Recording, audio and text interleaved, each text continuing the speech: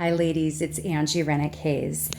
Every morning, I start off with this practice that literally changes everything. If I miss it, if I don't do it, if I wake up late, I can see a major difference in my life, in my irritation, and actually what shows up in my relationships and how I am to my kids and how I feel towards my husband, how my business goes, how my level of ability to serve my clients. All of it is wrapped up into this one thing that I do every day.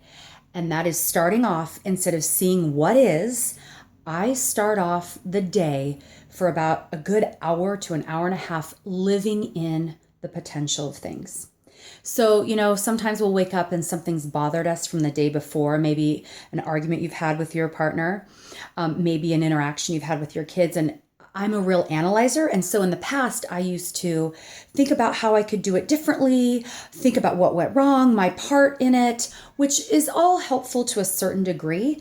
But really, what helped transform my relationships and what helped me to get out of feeling guilty or just mind activity and actually get results was seeing the potential, seeing what I wanted it and desired the outcome to be.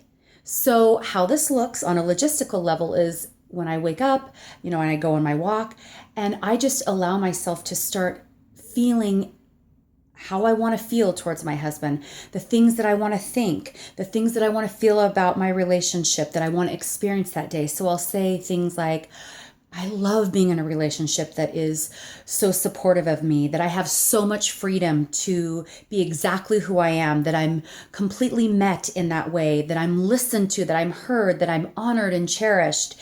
I love that I'm so in love with my husband after 20 plus years. I love that I feel juicy and sexy and wonderful. And I go through these things. And by the time I return home and I see him, or he returns from work, I actually am experiencing these things. And believe it or not, he's listening, he's hearing me, he's having a different level of appreciation. I'm appreciating him.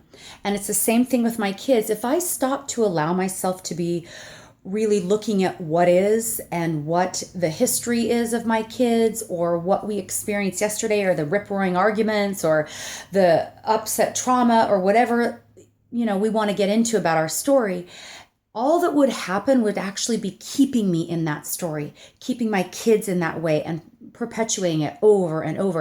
It doesn't actually transform it.